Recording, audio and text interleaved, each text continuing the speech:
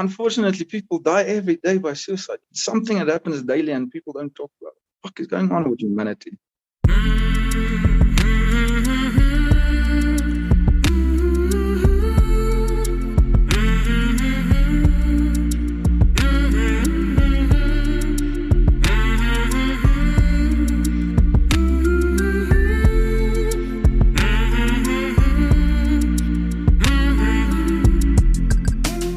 Hey there, my name is Sean, and this is Suicide Noted. On this podcast, I talk with suicide attempt survivors so that we can hear their stories. Every year around the world, millions of people try to take their own lives, and we almost never talk about it. And when we do talk about it, many of us, including me, are not very good at it. So one of my goals with this podcast is to have more conversations, and hopefully better conversations, with survivors. Thank you to everybody who has joined me here on this podcast, all of my guests, since we launched in July of 2020, and to everybody who listens. A huge thanks. If you are a suicide attempt survivor and you'd like to talk, please reach out. Our email is hello@suicidenoted.com. You can find us on Facebook or Twitter @suicidenoted, and you'll find a few links in the show notes. One is to send us a recorded message, an audio message, another way to reach out. And a couple of ways you can help us financially if you are able and interested. We could use the financial support as we try to reach more people with these stories and help them feel a little less shitty and a little less alone, or at least try. And finally, keep in mind we're talking about suicide on this podcast. It may not be a good fit for everybody. Take that into account before or as you listen. But I do hope you listen because there is so much to learn. Today I am talking with Armand. Armand lives in South Africa, and he is a suicide attempt survivor. Hey, Armand. How are you? I'm doing okay. How are you? I can't complain. Of course you can. Yeah, we all can complain, but it doesn't help to. But thank you very much for meeting with me and talking, Armand. No problem. It was quite interesting. I didn't suspect you would actually answer. I was just sending the email one day, and I'm like, I'm just a random dude saying I want to share my story, and why would this guy answer? And then receive the email back, and here we are. It's not a subject you talk about daily, actually. Actually, for me, it is. There are probably some people in the world who talk about this a lot because it's their jobs. But I understand, yes, most people don't. Well, I do encounter a lot of people in my daily life. So, yes, I do speak to people, but I don't do it in a wide scale. Yeah. You are you in the South Africa? Is that right? Yes, I'm in South Africa. I was born and raised in South Africa, and proudly South Africa.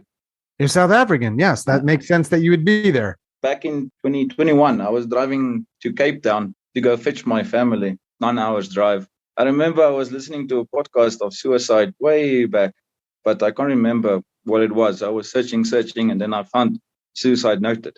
And then I started listening. And then for the whole 9 hours drive, I was just listening to it. It's so interesting to me to know that people like yourself are driving 9 hours to wherever they're going, and they're listening to this little audio thing that I've helped create. It's so bizarre for me. I'm just this random dude, Armand. I'm truly just this random bald guy in North Carolina. I mean, it's so part of that's just the power of technology, which is kind of fascinating. Yes. But this is not a podcast about technology. No, it's not. The first question I have, why are you putting the word suicide? I've been having suicidal tendencies since started in 2012 when I finished school. Let's start there. So I finished school, didn't know what to do with my life. I was lost, and I'm like, fuck. And reality hits you after school. And like, you have to provide, and you have to do something with your life, and you have to actually do something. Now that reality, and with just circumstances at that time, took me to a place where I didn't want to be. And then, got depressed, and suicide started. And then I remember the very first time I tried to commit suicide. Now, my mom had heart tablets that she was taking back then for her heart. And it used to beat fast, and then the tablets would slow down.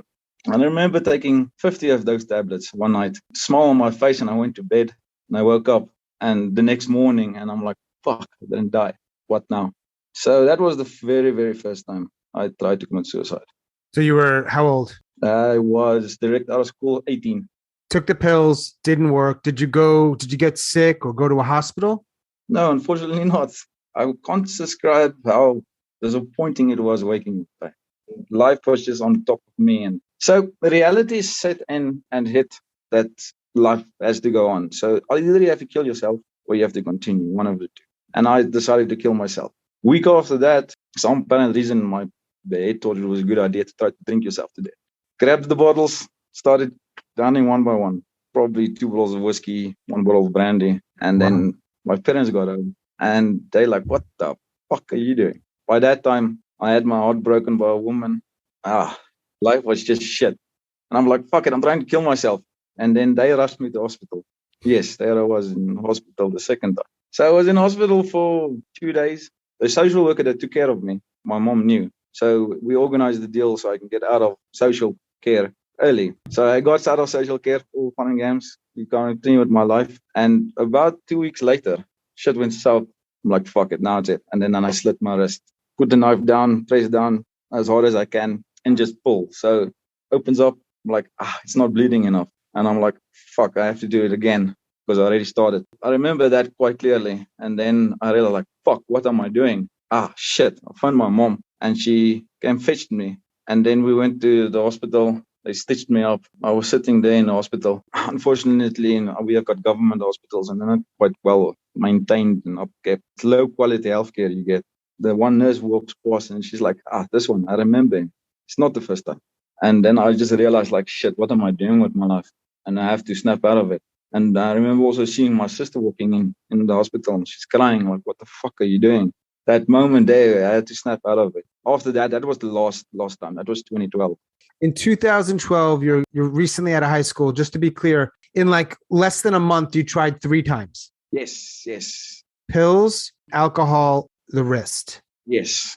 You were in the hospital 1 time? Actually, quite a few times. I jumped quite ahead. So after the first time, I was in hospital for 2 days. Just the general ward. I was assigned a social worker by the government. And then my mom knew the social worker. And she organized for me not to be stayed in hospital, but to go to a psychiatrist. I was assigned a psychiatrist that same week.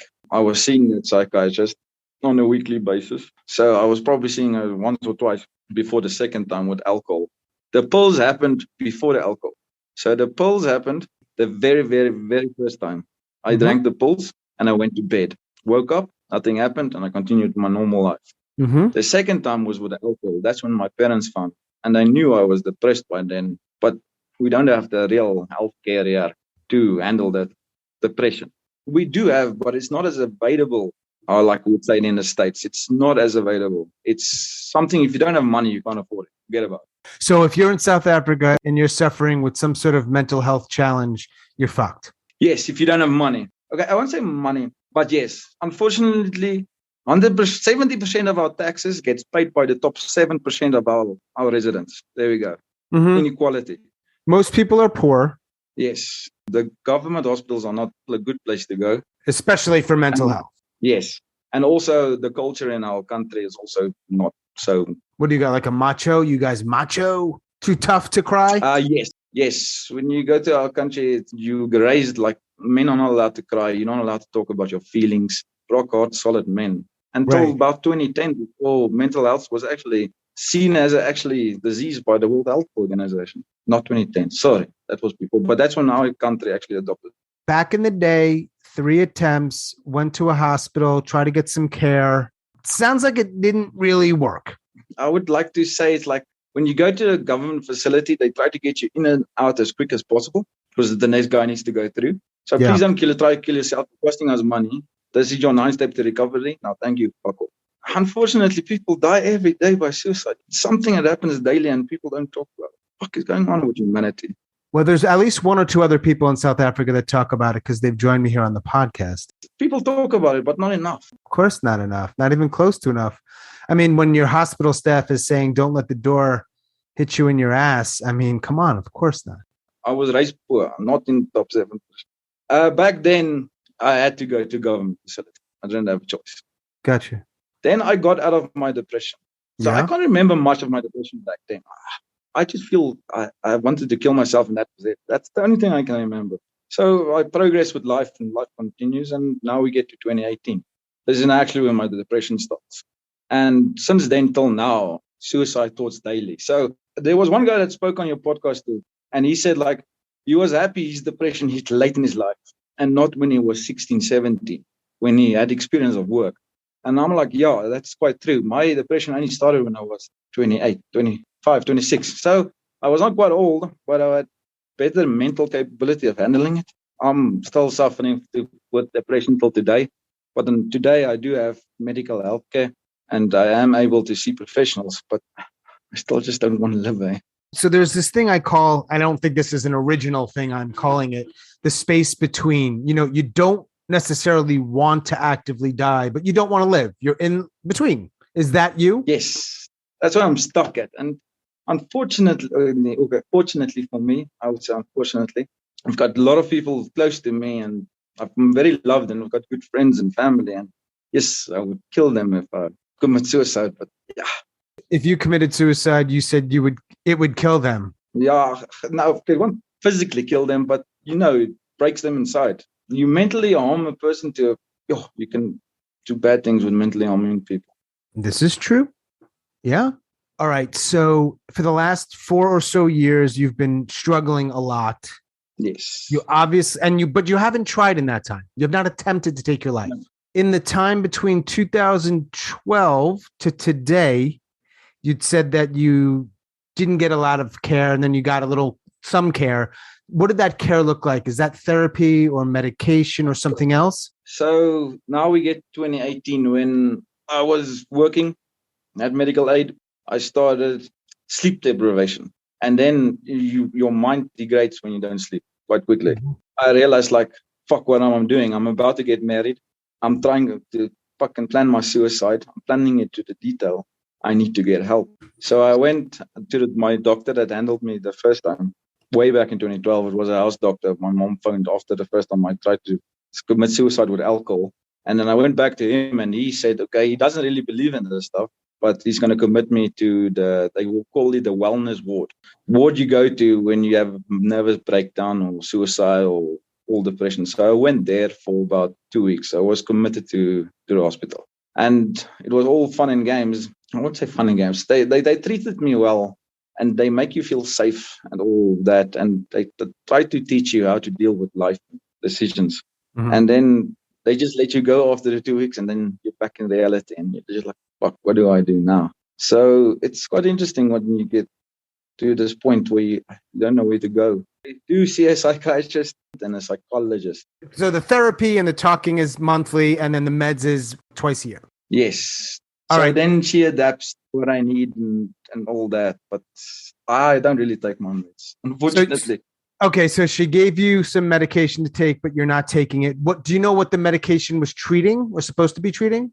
So it's depression, anxiety, antipsychotics was one of them, but I don't think it was called psychopath, but that would be quite interesting. What was the other one? Bipolar. So it was Wellbutrin was the one. The sleeping tablets I'm still drinking till today is Alzheimer's. 2018, you are planning to get married, I assume, to the beautiful woman to your left? Yes. But you're also planning your suicide? Yes. Does she know that then? So I tried to commit suicide in 2012, was my last time. We met in 2013. So she knew about my attempt. But that's when the point in my life where I realized, you can't do this to yourself. Pull up your socks, pull the bridge, get over it. So that's what I did. This is my best man. Because I've been speaking about suicide and depression quite a long time now, since 2012. Back from 2012, when I was done, when I felt I was out of depression, I would normally say hey, I'm one of the lucky guys to beat the depression. I'm like, yes. And I was like, you can beat it. And it's there. It's possible to beat depression. Mm-hmm. Because I got out of that from 2012. When 2018 came, I knew what it was. I knew exactly what it was. I started planning my suicide to the detail. I work in the mining industry. We do shaft mining. So there's a shaft straight down, 1.8 kilometers. When you stand there, when you're done working, so now I have to explain a lot of shit. Were you going to jump down a really big hole? Yes, exactly. Yes. Then I realized, what the fuck are you doing? You're getting married in about 3 months' time. You need to do shit, my friend. And I went to see a doctor. Mm-hmm. And that was my house doctor I talked about. And he said, he was staring me in the face. And he's like, I don't believe in this stuff, but I'm going to commit you to this ward and maybe they can help you. So I get committed to the wellness ward. And here I am sitting in front of the psychologist. okay, I committed myself now because I want to kill myself. And she's like, okay, let's speak about it. And then I told her my story. She gave me pills. Well, I was committed for like 2 weeks. And holy hell, they drugged the shit out of you. Mm-hmm. I remember I was not sleeping for about almost a year where you struggle to sleep because you can't sleep. And now I get to this place where they drug the shit out of you and just sleep. Feels so fucking amazing. I bet. I don't even think we have house doctors here anymore. What's weird is, well, I don't know if the word's weird. He doesn't believe in what? What did he not believe in? Mental disorder. Well, depression. Sorry. Remember, I live in a country where it's like, pull up your socks, get over it, pull the bridge. No, I understand. I think I get that part of it. But how would he explain people's sadness? Maybe he calls it sadness or malaise, or what would he say about it? I just don't understand what there is or is not to believe in. But anyway, I'm different than your doctor. So you're in the wellness ward. Yes. You're engaged to a woman who you met several years ago. She obviously sticks by your side. You eventually get married. She knew about my attempt. Yep. And then, unfortunately, in 2018, when I went, in 2019, sorry, and I told her, like, hey, I need to get help. And then, yeah, we went to doctor and I got committed. That's awesome. I really like your wife. That's what you do when you're with somebody. That's cool. You don't take your meds and you've been diagnosed with a few different things and you've tried to end your life a few times and you've been hospitalized and you see a therapist, but you're this South African man who's supposed to be really strong, Armand. So how is it for you to, I guess the word I'm thinking of is sort of reconcile? How do you figure out that you're the South African guy, tough guy? You know what I'm saying? You work in a mine, man. Unfortunately, who you are at home and who you are at work is two different people. We all know that. That's what we do. You can't be all. I'm a quite emotional man, even though I'm not supposed to be. It's not how I was raised. Unfortunately, I realized in life that your emotions are important and you have to look after yourself. Emotional well-being and mental well-being. From there we continue. How many people know about any of your attempts? Hundreds. I'm very vocal about it. I speak a lot about it. When I get you around a fire, a campfire, or I get you somewhere, I can speak quite deeply to anyone. Wow. So I'm very vocal about it in that way. So quite a few people know about my suicide attempts. Where we are from is like, it's taboo. You don't speak about it. It's not, pull the bridge, get over it. So I be vocal about it because I think more people should know about it, be aware of it, look for it. It's there. But there is people with mental health problems. Many. Just see them, notice them. Well, I think it's incredible that you do that in a country or a culture that really doesn't, it might be a little more difficult to do that there than here or some other places, like yes. It would be easy for you not to talk about it for many reasons. When I get hold of people, I go deep. I quite go deep and I like to go into people. And you quite realize you go into a society where everybody acts tough but on the inside, they all squish and mushy inside. And we all some sort of depression. Not all of us, but everybody's got feelings. Everybody's got problems. You don't realize it until you speak deeply to a person. It's quite interesting. You have to read a person. You can read a person if he actually believes in suicide and depression and not. So there's no need to talk to people who just won't listen or hear you, of course. But are people mostly open or do they say a lot of stupid shit? People say stupid shit when they hear suicidal stuff. They really do. Yeah, no, of course.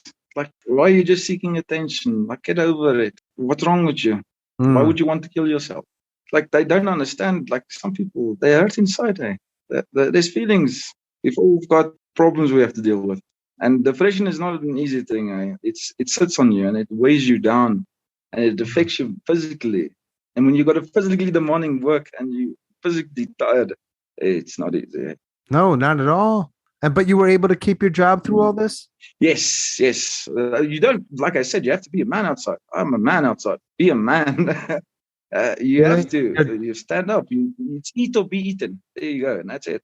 So if I would be like, hey, Armand, how are you feeling? How's the depression? And you were at work, what would you say? When I speak to people about depression, remember it's taboo. So they won't mention it ever again. So when it doesn't go back there. So no one asks about my depression except my wife. She's the only one that deals with it daily. So it's quite saddening seeing her dealing with my shit that she doesn't need to. But hey, I would like to tell my friends, like, it's not easy finding a woman, but when you know you find the right person is when they just as fucked up in their head as you are. That's a great way to put it. Yes. So you just need to find someone that just understands you and be with you. And yeah. But in that whole time, especially whether 2012 to today, you said you weren't taking meds. What did you do, if anything, to get through the day? I mean, did you drink? Did you drug? Did you cut? Were you violent? Everyone's got a coping mechanism. drugs, unfortunately. What kind of drugs? So you started with cocaine and it ended with marijuana. It starts with cocaine and ends with, that's not the typical path.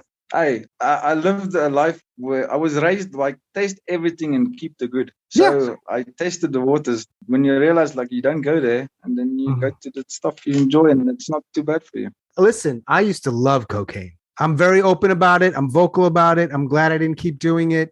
Some people in my life know. I look at it as purely chemical. There was something in my brain that just fucking loved that drug, that chemical, and I felt amazing. But that would eventually kill me. So you went to marijuana, and it feels, and it's healthier, and it's okay. But I understand what they say. Marijuana is a gateway drug. But okay, we're not going into that. Oh, apparently for you, cocaine was the gateway drug. Okay, now we're going into marijuana usage. We're about suicide now. Addiction or coping mechanisms are connected, but anyway, it doesn't matter. You do what you got to do to get by, and you're not hurting other people, so who fucking cares? Do you think you'd be able to have this conversation without your wife being there, helping you out a little bit? No, the plan was actually I was not supposed to have the conversation here at my house here in Johannesburg. I was supposed to be in Rustenburg where I work. So, but I had training at the head office and all this stuff. So she was not supposed to be here. No, I don't mind her being. She knows the whole story. She knows everything with me. She knows me in and out. I speak to her on a daily basis. She's like my own therapist. So I can talk openly to her about how I feel. It makes her worried. Like, it's not easy for her to hear, like, today I'm planning to kill myself. She deals with it daily, and I don't understand how she does that, but she sticks to me. Yeah. So other than her, is there anybody in your life that you can talk to? My therapist, and that's it. Who you see once a month? Yes. All right. So I'm going to say a weird thing here, but if I'm wrong, you'll tell me. It sounds like if you didn't have your wife, you'd be dead. Oh, yes. Right. Back in 2018, you would have jumped down that hole probably. Yes. The problem is, like, my wife wants me to promise her, like, I won't kill myself. And I'm like, I can't promise you, because as soon as that depression sets in and you're in that deep sadness, that down, and you can't explain to anyone how you feel, you can do stuff that you don't think about it. So I'm quite spontaneous. So for me, if it's not spontaneous, like open the gate, jump, it's not going to happen. Don't think about it. Just jump. But it's kind of like an interesting level of awareness you have, because you're aware that, hey, I can tell you right now, I'm not going to do it today. I don't think I'll do it tomorrow. But when the depression hits. No, that's like I said, when that other man said, like, he was happy. He's not happy, but he was fortunate that his depression hit late in his life, and not when he was a teen. Just my opinion is, like, when you're a teen, you don't have the mental strength that you have built up once you're an adult. So if it hits once you're an adult, you've got better mental strength than as a child. Right. And so I had it before, and now I know what it was. So, and till today, I know when it's there, and my wife can see daily. I like it today, it's there, and it can last for weeks and months on end, and then you're back to normal again, and then down again. I could probably find a reason to kill myself tomorrow if I really want to. But when you're listening to the podcast, especially in that 9-hour drive, but anytime, why do you keep listening to it? And I'm not looking for you to stroke my ego here at all. What do you get out of it? Like I said, like to speak deeply to people. So you realize when you speak to some people, like, people's got shit there. People's been through shit. And then you sit there realizing, like, what the fuck is wrong with my life? I've got actually quite a decent life. What the hell do you want to kill yourself? I listen to other people and I realize, like, this guy doesn't sound like he's that's too bad life. So I'm judging him, unfortunately. And he's also struggling with this stuff. With mental health, the problems. And what are you, 30 years old? 29. I'm not 30 yet. Don't make me. Okay. No, I don't want to do that. What do you think your 30s will look like? I never thought I was going to reach 30. Never. So I don't know what my 30s are like. I'm living life day by day. So now when I get depressed, I'm just like, tomorrow's a new day. Tomorrow you'll feel better. Maybe tomorrow I wake up, I feel better. Maybe I don't. That's how I cope day by day. Do you think that the diagnoses you got are correct? Probably not. Me and my wife actually spoke about it, and I'm like, I haven't been diagnosed with depression. They admitted me, but I've never seen a paper, or no one told me I was diagnosed with depression. I thought you had been medicated for a particular condition. Okay, so they diagnosed me with depression. That's it. End of story. And then they gave me meds for depression, and that's where it ended. So I started taking the meds. I didn't feel the difference between when I was taking the meds and when I was not taking the meds. Probably wasn't taking it long enough. But at the end of the day, my healthcare stopped paying for the meds and it was too expensive to pay out of pocket. So I had to stop taking them. And then that's when I realized, like, I don't feel the difference. And unfortunately, I've only got so much medical aid that if you have got other medical problems, you need to use it for that, that I can't afford dealing with my mental health. So now I'm just don't take my drugs anymore, except my sleeping tablets. Right. Back in 2012, when you attempted, your mom was in the picture. She's still alive? Yes, she is. Does she know about your stuff? You don't talk to her about it? No, we don't talk about it. Like, I know my mom was also depressed when she grew up, but same way raised. Like, you can't. It's not part of life. You have to go on. And so, no, she was depressed back then because I remember when I was a child that she tried to commit suicide. But yeah, no, she's still here to live today. But we did speak quite deeply a few months ago. But me and my mom, we are not very well connected. We don't speak a lot. Mm-hmm. So the whole tough guy thing isn't just for guys; it's for girls and women too. Oh yes. What a tough culture you have. A lot of badasses who are killing themselves because they don't know how to emote. Okay. It's exactly what it is. That is what it is. You don't know how to express your feelings. You keep it inside, bottled up, and it explodes, and then you kill yourself. Put a gun in your mouth, pull the trigger. No story. Right. You have a lot of guns down there, right? No. We're not the freedom country, unfortunately. It's the United States, not you. Do you think you have a lot of alcoholism? Oh, yes. 18-year-old. Yeah, no. That's gender-based violence in our countries around alcoholism. We've got a lot of problems with alcohol. Drugs? A lot of drugs. Is your wife occasionally looking at you or whispering, saying, don't say that. Don't say that about our country. Go look at the top 10 most dangerous cities in the world, the countries to live in, and you'll find Johannesburg in there. Right. She's like, no, don't let the world know about Johannesburg. This is a good place. Beautiful countryside. Beautiful. But yeah, the locals are the dangerous ones. Are you dangerous? To myself, but not to others. Okay. That's good. It's just, I'm saying the locals are dangerous, but yeah, crime rates are high because unemployment is high. Yeah, I mean, of course, if people aren't working, I mean, shit, they got to eat food, right? Yes. I'm not trying to simplify it or justify it, but I mean, there is some direct correlation. That's exactly what it is. I mean, if I were unemployed for long enough and had a trouble finding home and food, I'd commit some crimes to survive. Probably. I hope I wouldn't have to hurt people, but like, come on, of course you would. So yes, that's part of life. You have to eat. Yeah. Like I said, life goes on. So in my mind, is like, either you kill yourself or you continue. You have to work. You have to go on. You have to pay your bills. Life goes on. So, and that's how I get through life. Just think about that. Tomorrow's a new day. Drugs. Do you know there's probably people who hear this are like, well, you know, this guy though, he's got a job, he's got a wife, he's getting by.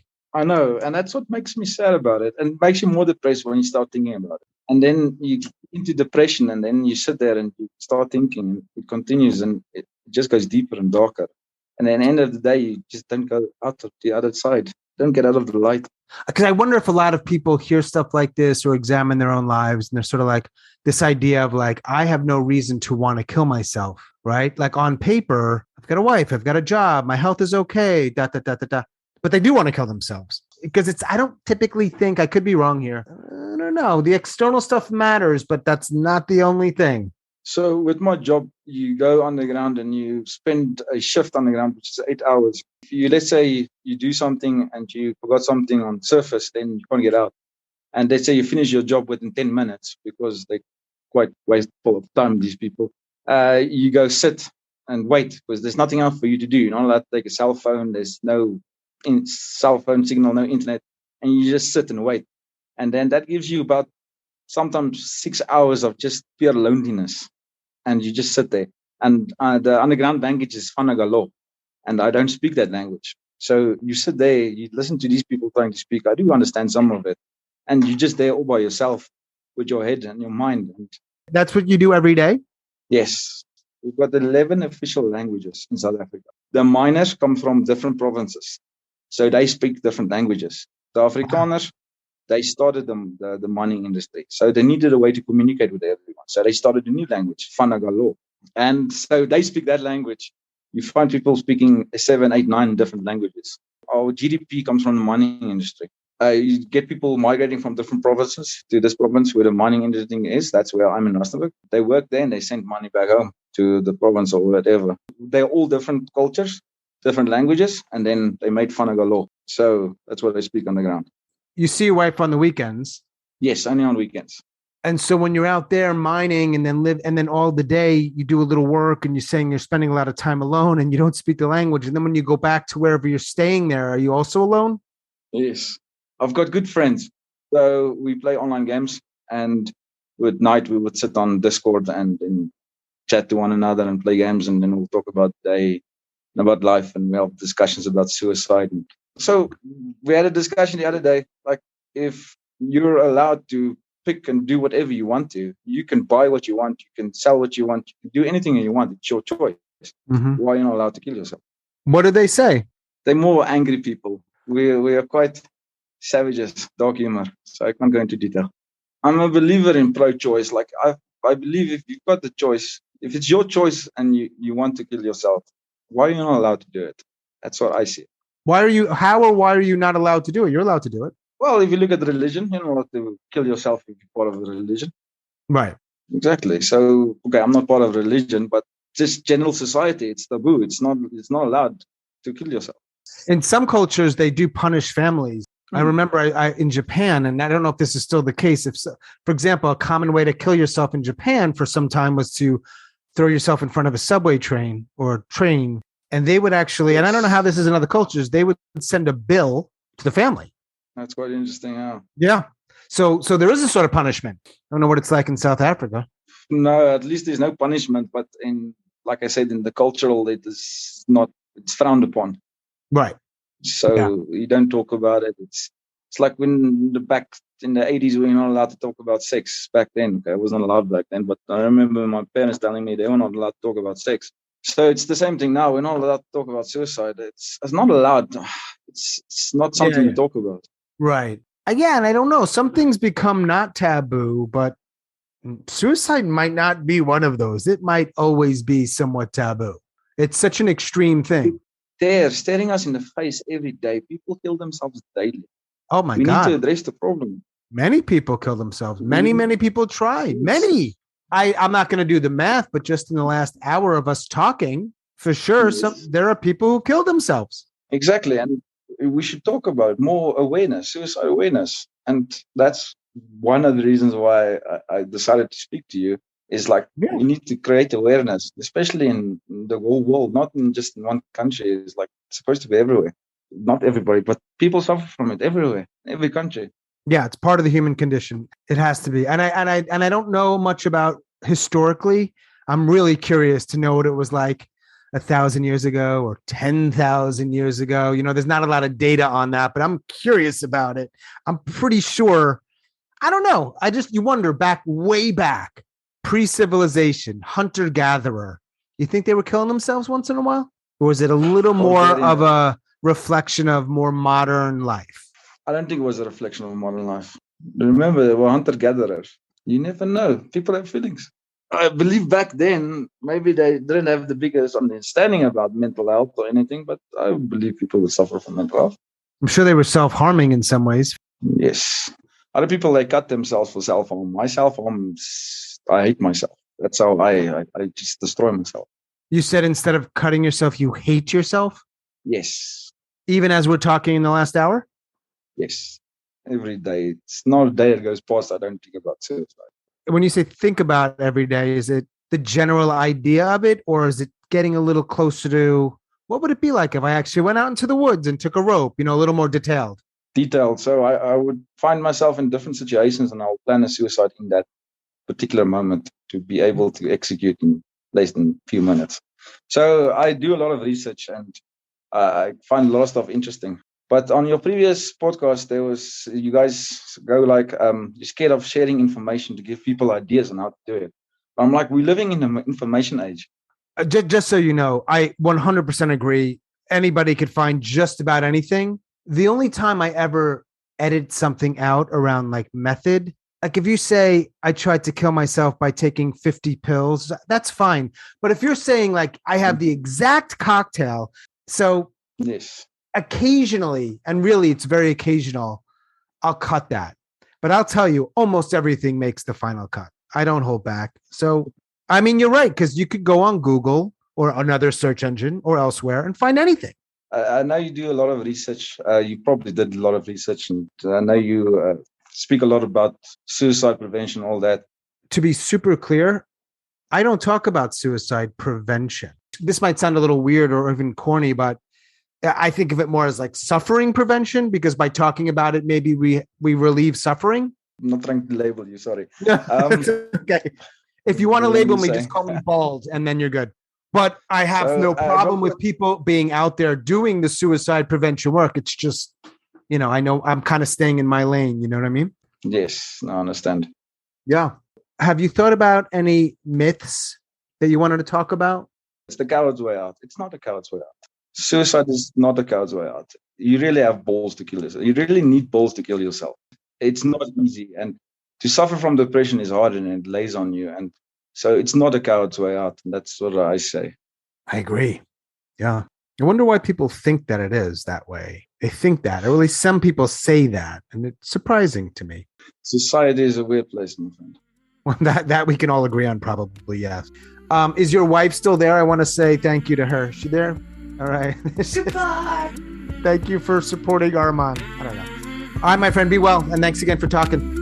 Okay, thank you. Bye-bye. See you, bye. Thanks so much for listening and all of your support. Special thanks to Armand out or down in South Africa. Thank you, Armand. If you are a suicide attempt survivor and you'd like to talk, please reach out. Our email is hello@suicidenoted.com. You can find us on Facebook or Twitter @suicidenoted. And you'll also find a couple of links in the show notes. One is to send us an audio recorded message. It's another way to reach out. And a couple links to help us out financially if you have the interest and means. We could use the help. Regardless of any of that, however you support or participate or engage, we appreciate it. And that is all for episode number 125. Stay strong. Do the best you can. I'll talk to you soon.